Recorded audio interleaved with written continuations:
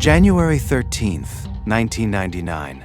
An 18-year-old high school student leaves school in Baltimore, Maryland.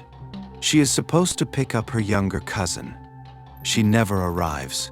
Weeks later, her body is found buried in a city park.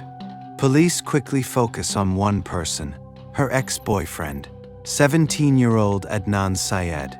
He is convicted of murder and spends more than 23 years in prison. But then, decades later, everything changes. New evidence emerges. Questions are raised about the investigation. His conviction is overturned, reinstated, and debated around the world. Even today, one question remains: who really killed Hae Min Lee? Hae Min Lee was an 18-year-old student at Woodlawn High School in Baltimore County, Maryland. Friends described her as intelligent, athletic, and full of energy. She played sports, had good grades, and was well liked by classmates. She had previously dated fellow student Adnan Syed, but the relationship had ended in late 1998. By January 1999, Hae had started seeing someone new. On January 13, 1999, Hae attended classes as normal. She was last seen leaving school in the afternoon. Later that day, she was supposed to pick up her younger cousin. She never arrived. Her family immediately became worried. This was completely out of character. A missing person investigation began. For nearly a month, nobody knew what had happened. Then on February 9, 1999, a man discovered a partially buried body in Leakin Park, a wooded area, in Baltimore. The victim was Hae Min Lee. Soon after the discovery, police received an anonymous phone call. The caller suggested investigators should look at Hae's former boyfriend, Adnan Syed. Police then spoke with one of Adnan's acquaintances, Jay Wilds. Jay told investigators that Adnan had confessed to killing Hae and that he had helped bury her body. Jay later led police to Hae's abandoned car.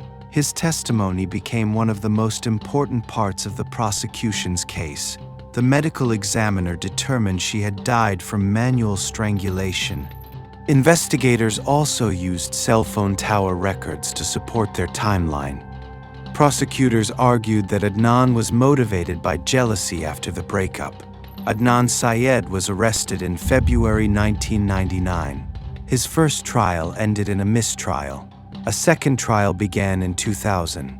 After 6 weeks of testimony, the jury found Adnan guilty of first-degree murder, kidnapping, robbery, and false imprisonment. He was sentenced to life in prison plus 30 years. Throughout the entire process, Adnan maintained his innocence. For years, the case seemed closed, but then came a podcast that changed everything. In 2014, journalist Sarah Koenig released the podcast Serial. The podcast re-examined the case in extraordinary detail. Millions of people listened. Listeners questioned witness statements. They debated cell phone evidence. They discussed whether Adnan had received a fair trial. Serial became one of the most successful podcasts in history and brought worldwide attention back to the case. Suddenly, a murder case from 1999 was being discussed everywhere, and new legal challenges began. Over the following years, courts reviewed the case multiple times. Questions were raised about witness testimony, cell phone evidence, and whether important information had been disclosed to the defense. In 2022, a judge vacated Adnan Syed's conviction. He walked free after more than 23 years in prison. Prosecutors later dropped charges, citing concerns about the original investigation and DNA testing that did not link Syed to the crime. However, legal appeals continued. In 2024, Maryland's highest court reinstated the conviction on procedural grounds, and in 2025, Syed was resentenced to time served, meaning he remained free. More than 25 years after Hae Min Lee's death, debate continues. Some people believe Adnan Syed is guilty. Others believe the investigation made serious mistakes. What everyone agrees on is this: an 18-year-old young woman lost her life, and her family has spent decades searching for answers. The murder of Hae Min Lee remains one of the most discussed true crime cases in modern history. And perhaps the biggest mystery is not why people are still talking about it. It's why, after all these years, so many questions remain unanswered. What do you think happened? Let me know in the comments, and subscribe for more real true crime stories.